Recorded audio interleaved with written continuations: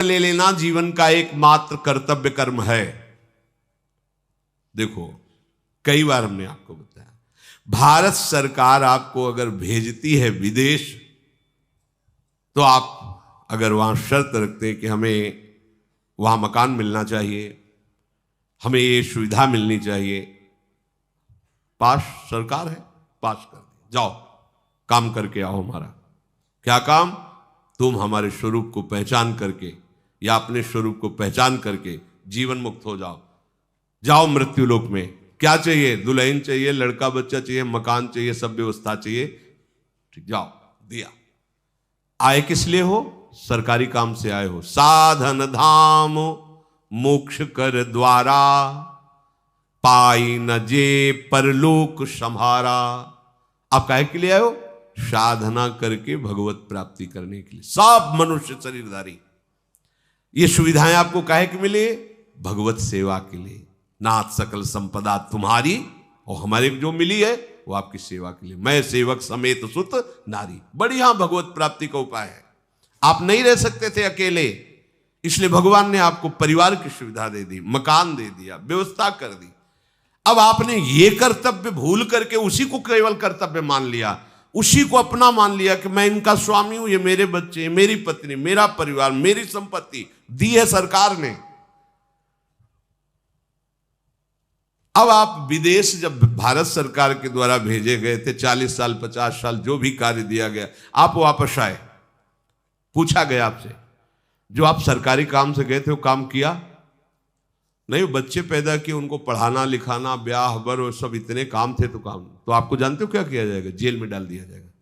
इसको दंड दो, क्योंकि जितनी भोग सामग्री सरकार ने दी थी वो अपने काम कराने के लिए दी थी, और इसने सरकारी काम कुछ नहीं किया, इसलिए दंड का अपराधी है, उसको दंड दिया जाए। यह अपराधी, इसको दंड का, ऐसे ही हमको दंड मिलेगा।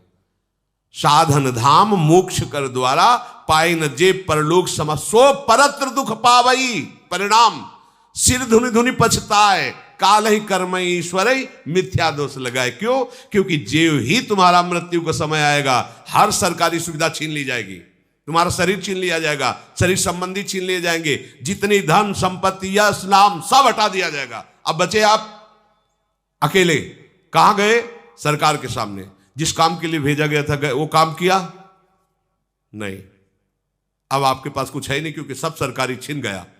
अब चलो सजा के अधिकारी तुम बनो, सजा भोगो, क्योंकि जिस काम के लिए गए थे वो तुमने काम बिल्कुल ठीक समझो। ऐसे ही हमें भगवान ने भेजा है, हर सुविधा हमें मिली है भगवत आराधना के लिए, भजन के लिए। प्रहलाद जी कह रहे, इस मनुष्य जन्म में भगवान श्री हरि की शरण ले लेना ही परम कर्तव्य है। सावै पुंसाम परो धर्मो यतो भक्ति अधोक्षजे। परम धर्म क्या है? अच्युत भगवान श्री कृष्ण के चरणारविंद की अविरल भक्ति, अबाध भक्ति। अब आपको समझ में नहीं आ रहा? दुनिया में लाखों का मेला जुड़ा, हंसा जब जब उड़ा तो अकेला उड़ा। अकेले जाओगे, केवल अकेले, ना हाथ होंगे ना पैर होंगे तुम्हारे साथ, औरों की तो बात जाने दो। प्यारे, जिस काम के लिए आए उसको मत भूलो।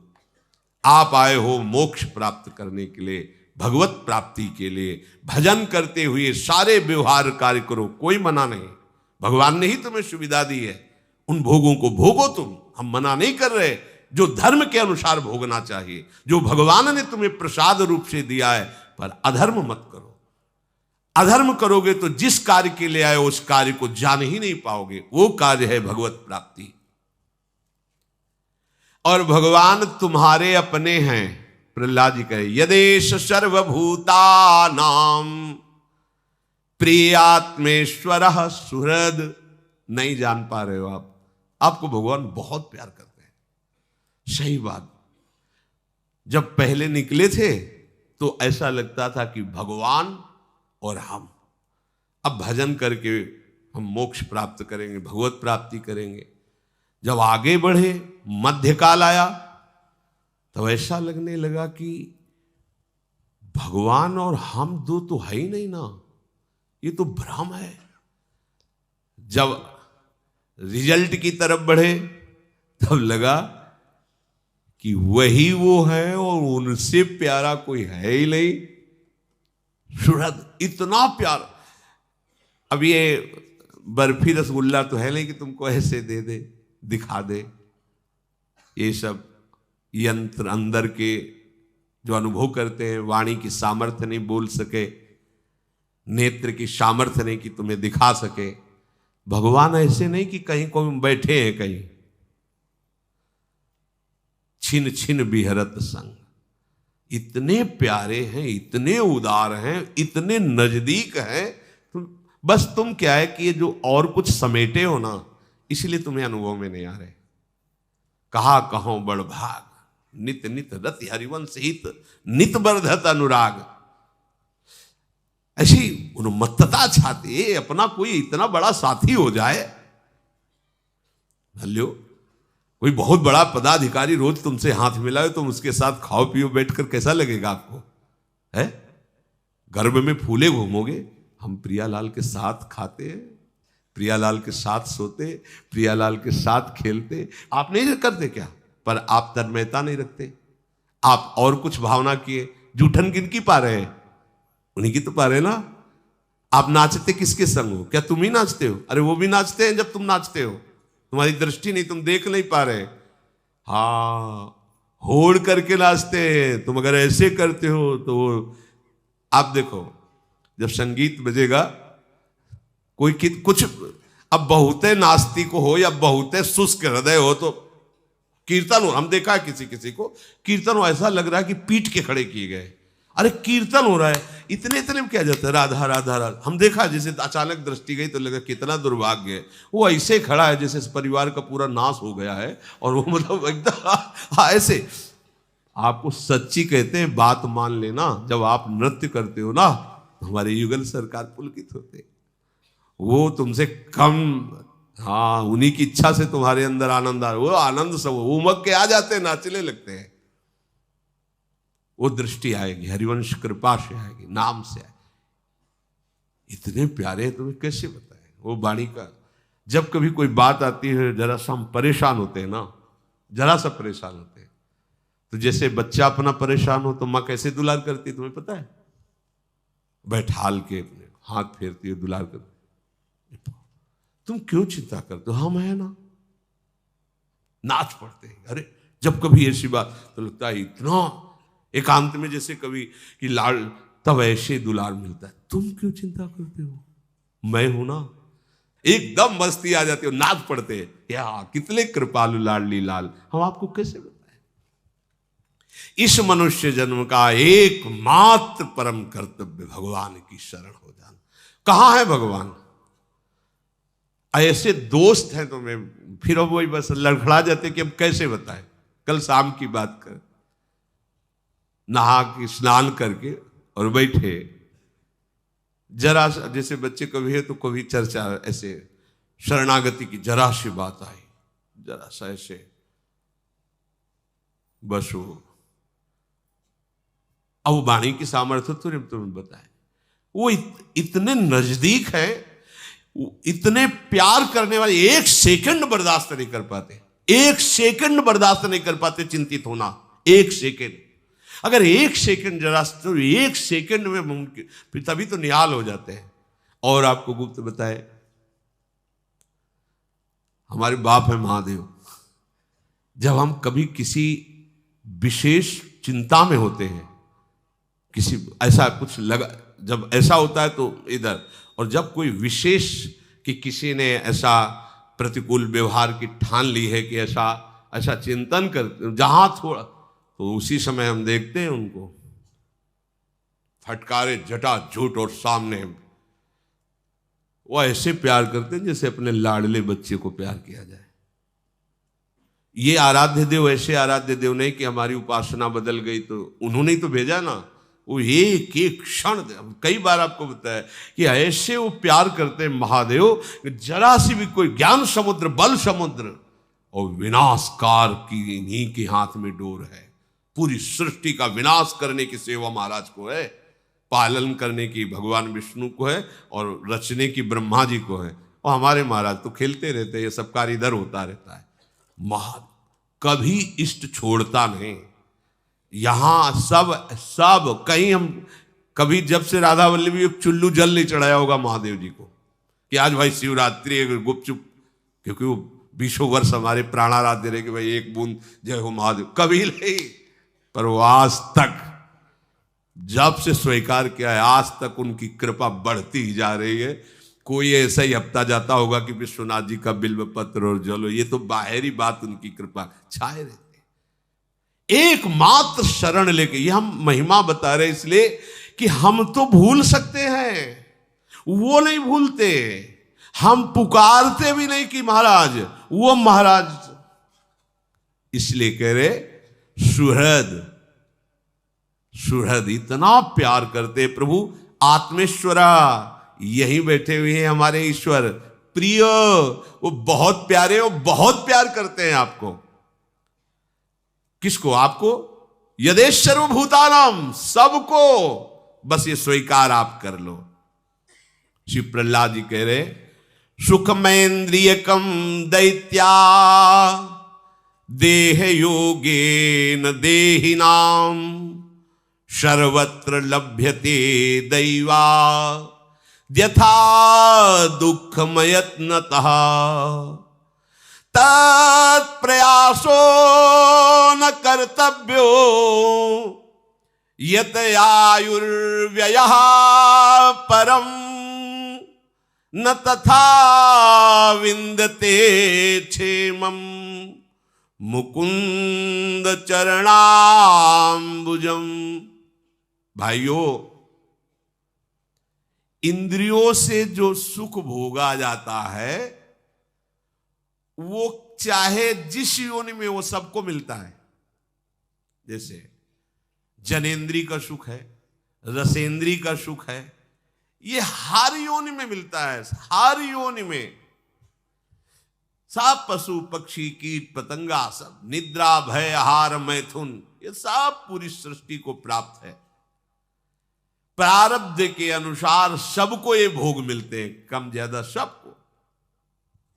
ये बिना किसी प्रकार के प्रयत्न के तुम्हें भोग प्राप्त होंगे।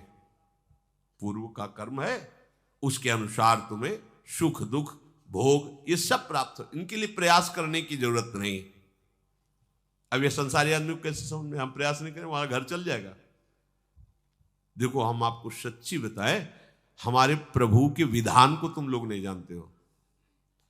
आप जितनी अपने ऊपर जिम्मेवारी लेंगे उतने ही आप परेशान होंगे। वो आपको अनुभव होगा कि अगर मैं ऐसा ना करूं, ऐसा ना करता तो ऐसा ना होता, ऐसा नहीं होगा।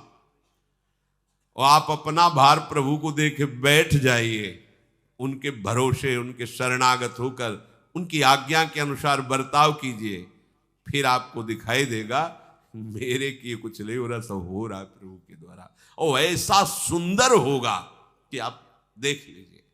पर वो अहंकार है, वो समझ में नहीं, बिना किए कैसे हो सकता है? कैसे हो सकता है? ऐसा कैसे हो सकता है? हम करें नहीं तो ऐसा विचार करो कि ये स्वर्ग लोक तुम्हारा बनाया हुआ नहीं, तप लोक, महालोक, जनलोक, ब्रह्मलोक, इसमें तुम क्या किए? मृत्यु लोक बनाने में तुम्हारा क्या हुआ? अरे उनकी भूमि की बनाए हुए के छापे को ईंट बनाकर थोड़ा गर रहे हो, वो भी तुम्हें बल उन्हीं का मिला है, बुद्धि उन्हीं की मिली।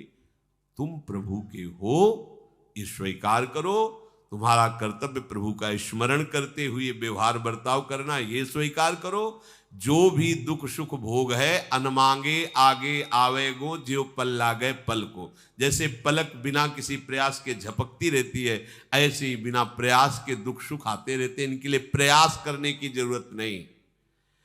देखो, तुम इसी बात से समझ लो, प्रहलाद जी समझा रहे मित्रों, तुम इसी बात से समझ लो कि कोई भी नहीं चाहता कि मुझे दुख मिले। सब कोई प्रयास करते हैं सुख का, पर सबको दुख भोगना पड़ता है। दुख के लिए कोई प्रयास किया क्या? सबको दुख। ऐसे ही तुम सुख के लिए प्रयास न करो, तुम्हें सुख मिलेगा संसारिक। तो प्रयास किसका करें? भजन करने का। भजन करते हुए तुम व्यापार करो, नौकरी करो, बढ़िया मंगल हो जाएगा। भजन कर नहीं रहे और लौकिक सुख के लिए प्रयास कर रहे हो, कभी सुख नहीं मिलेगा, क्योंकि तुम दुखालय में सुख ढूंढ रहे हो। मूर्खता है। भगवान लिखे दुखालयम अशाश्वतम। इसलिए मेरे प्यारे मित्रों, सांसारिक सुख के उद्देश्य से प्रयत्न करने की कोई आवश्यकता नहीं। ये जानते हो क्यों कह रहे? क्योंकि तुम नाम जप इसीलिए नहीं कर पाते हो कि हमारा कर्तव्य है, इसे हमें करना है, तो तुम पूरी तन्मयता उसमें दे देते हो। नहीं, नाम जप करते हुए कोई भी कार्य करोगे महामंगल में होगा। अगर नाम जप नहीं चल रहा, जैसे 1 घंटे में आपने 1 लाख रुपया कमाया और एक ने 1 घंटे में 10,000 नाम जप किए, अब दोनों का जोड़ करो। 1 लाख रुपए की भोग सामग्री से तुम भोग इंद्रियों के द्वारा करके जी रहे हो केवल, या बैंक में जमा कर दिया तो दिमाग में केवल वो तुम्हारे रहेगा कि 1 करोड़ रुपया जमा कर लिया हमने 1-1 लाख कमा के, और जब मरोगे तो वहीं जमा रहेगा, कोई दूसरा ही भोग करेगा तुम्हारे काम का। अगर भोग भी कर लिया तो शरीर भी छूटेगा, तो भोग क्या साथ रहेगा। लेकिन उसने 1 घंटे में 10,000 नाम जप किए। अब ये चाहे जिस युग में, चाहे जिस कल्प में, चाहे जिस लोक में जाए, ये नाम उसको आदर दिलाएगा और ये नाम उसकी पूजा करवाए। किसी भी लोक में जाए, नाम जप का सम्मान होता है, आदर मिलता है, उसकी संपत्ति कभी नष्ट नहीं हो सकती, और इस लोक में उसे संपूर्ण सुखों की प्राप्ति होती। यही हम नहीं कह रहे, आचार्य चरण कह रहे, यही परलोक सकल सुख पावत, मेरी सो भैया कृष्ण गुण संचु। तुम्हें हमारी कसम है, बात मान लो, तुम्हें इस लोक में भरपूर सुख मिलेगा, परलोक में भी परमानंद। तुम कृष्ण का नाम जप करो, कृष्ण के गुणों का गायन करो, क्योंकि ये जो दुख सुख स्वयं मिलने वाला है, इसके लिए तुम परिश्रम करके भगवत विस्मरण करके आयु नष्ट कर रहे हो। ये बहुत बड़ी हानि है, इसकी पूर्ति नहीं हो सकती। जो इसमें उलझ जाता है वो भगवान का भजन कर ही नहीं पाता। देखो आप लोग, ऐसी माया है कि भगवान की याद ही नहीं आने देती। घंटों क्या पूरा जीवन निकल जाता है। हमने विचरण करते समय देखा है, गांव के जैसे 2-4 लोग बैठे होते हो, कोई बहू की बात, कोई बेटे की बात, कोई प्रपंच की बात, कोई राम हरि कृष्ण की चर्चा नहीं करते मिलता कि भगवान का ऐसा स्वभाव, भगवान का ऐसा प्रभाव। ये तो भक्तजन करते हैं। हमारे सिर पर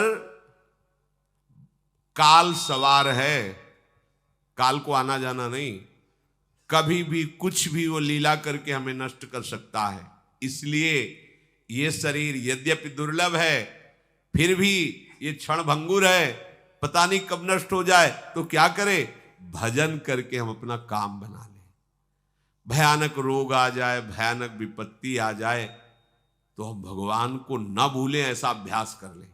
जब कष्ट आता है ना, तो अगर आपका अभ्यास भजन का नहीं तो आप भजन नहीं कर सकते। या अधिक सुख आ जाए ना, तो आप भगवान, तो दोनों हमारे लिए भजन विरोधी बातें हैं, सुख या दुख। ऐसा अभ्यास करो कि अच्छे से अच्छी अनुकूलता आने पर भजन न छूटे और प्रतिकूलता आने पर भजन न छूटे। जो भजन का अभ्यास नहीं करता, तो जब शरीर स्वस्थ रहता है तो भोगों के भोगने में समय जाता है, और जब रोगग्रस्त हो जाता है तो भोगों का चिंतन और रोगों का चिंतन, भयानक कष्टमय जीवन। इसलिए बुद्धिमान पुरुष को चाहिए कि यावत स्वस्थ विदम कलेवरम यावच्च दूरे जरा। जब तक तुम्हारा शरीर स्वस्थ है, बुढ़ापा दूर है, काम बना लो। अपने लोग जानते हो कैसे होते हैं? आग लगने पर कुआं खोदना शुरू करते हैं। आग लगने पर कुआं खोदना शुरू करते हैं। क्या? अब जब दिमाग काम नहीं कर रहा, बुढ़ापा आ गया है, पानी लेके पी नहीं सकते, तब चलते चलो सन्यास ले लेते हैं। किसका सन्यास लोगे? वैसे सन्यासी हो गए हो, किसका सन्यास लोगे? नारी मुई घर संपत्ति नासी, मूड मुड़ाए भय सन्यासी। तो भाव ना हो तो भी हो गए सन्यासी, अब क्या है?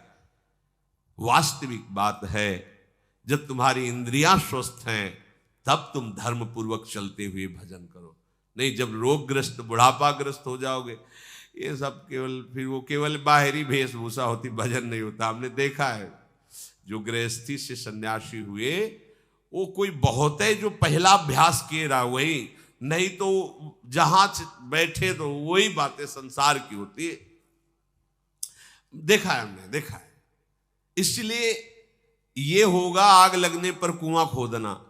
कि जब सब काम निपट जाएंगे तब भजन करेंगे। तो तुम निपट जाओगे, आग लगी, अब कुआं खोदने से क्या होगा, वो तो जब तक तुम इधर प्रयास कर रहे हो भस्म कर देगा। अब तो आग लग गई। बुद्धिमान पुरुष वही कि आग लग ना जाए इसके लिए पहले से हम कुआं खोद के तैयार रखें। हमारा जीवन नष्ट ना हो जाए इसके लिए हम भगवत भजन करके पर तैयार रहे।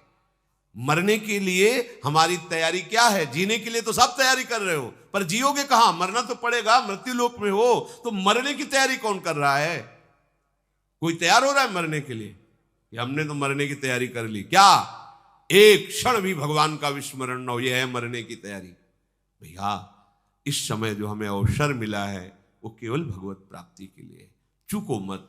दिन प्रतिदिन कलिकाल बढ़ता जा रहा है, दिन प्रतिदिन भगवत भजन की असुविधा बढ़ती जा रही, दिन प्रतिदिन भगवान के प्रेमी महात्मा अंतर ध्यान होते चले जा रहे, दिन प्रतिदिन हमें ऐसा संग मिलता जा रहा है जो हमारी बुद्धि को हरि गुरु से बिलक कर दे। बरुभल बास नरक करता था, दुष्ट संग जनि दे विधाता। भगवान मुझे नरक में रख दे अच्छा, पर भगवत विरोधी दुष्टों का संग ना हो। क्यों? भगवत विरोधी दुष्टों के संग से महत अपराध बन करके हमारा जीवन ऐसा हो जाएगा जो कहीं भजन के लिए ठहरने, नरक भोगेंगे तो हमारे पाप नष्ट होंगे, आगे बढ़ने का रास्ता है। लेकिन अगर वैष्णव विरोधी जनों का संग करेंगे, वैष्णव दोष दर्शन करेंगे तो हमारा मार्ग रुक जाएगा। यही तो भूल हो गई हिरण्यकश्यप को कि 5 वर्ष का बालक है, ये क्या बिगाड़ लेगा। नहीं सोचो, नहीं सोचो। 100 ग्राम पुराने पेड़ा दुकान वाला ने दिया और जब राधा वल्लभ जी को भोग लगता है तो हम सब ललचा जाते हैं और हाथ जोड़ के भैया थोड़ा सा हमको भी दे दीजिए। वो मीठा नहीं, अब वो पेड़ा नहीं है, वो जब ऐसे इतना देते ना तो हृदय प्रसन्न। हमारे प्रीतम का उच्छिष्ट है। क्यों? अभी तो दुकान में रखा था, अभी अभी की बात है, दुकान में था आधा घंटा पहले। तुम उसको दुकान वाला पेड़ा आप समझते हो? श्री जी का प्रसाद है, अपराध लगेगा। और ये जो बच्चे बच्चियां भगवान को समर्पित संपूर्णतया, तुम इनको बच्चा समझते हो? 100 ग्राम जड़ पेड़ा, जड़ पदार्थ प्रभु को समर्पित हो गया तो प्रसाद हो गया। और ये चैतन्य घन प्रभु को समर्पित हो गए, नहीं जानते कौन भगवान है, नहीं जानते कौन श्री जी है। कृपा की हवा आई और हम भी वैराग लेंगे, हम भी भजन करेंगे। आज के बच्चों का उत्साह क्या होता है? हम भी संसार के वो सब कार्य करेंगे, वो दृश्य देखेंगे जो और लोग देखते हैं। और ये भाग्यवान हम भी वैराग्य लेंगे, हम भी मुड़ मुड़ाकर रज लगाकर भजन करेंगे। इतने से ही भगवान प्रसन्न हो जाते हैं। वो देख रहे हैं ना, मेरी तरफ चल। इनको या कोई भी जीव उनकी अवस्था पर मत जाओ। 16 वर्ष के सुखदेव जी, सहस्त्रों वर्ष के बड़े बड़े ब्रह्म ऋषि सब खड़े हो गए श्री कृष्ण अनुराग में छके हुए। ये समर आज शालिग्राम की श्री विग्रह को विराजमान करो या 10,000 वर्ष पहले का, कोई अंतर होगा क्या? कि ये तो आज विराजमान है, कोई खास बात नहीं। आज विराजमान, आज कंठी बंदी, आज प्रभु का शरणागत हो, हमारा पूजनीय हो गया। प्रभु का शरणागत जन हमारे कहां भाव हैं? कैसे भाव से हम विचर रहे हैं? सावधान, ये मनुष्य जीवन केवल भगवत प्राप्ति के लिए, परम कल्याण के लिए है। हमारा जीवन जैसे जाएगा अंत में वही चिंतन होगा, वही हमारी गति बनेगी। ये ध्यान में रखते हुए हर समय हम अपना जीवन भगवत परायण तद भाव भाविता, भगवान के भाव से ही भावित रहे, परम मंगल हो। शेष चर्चा आगे। श्री राधा।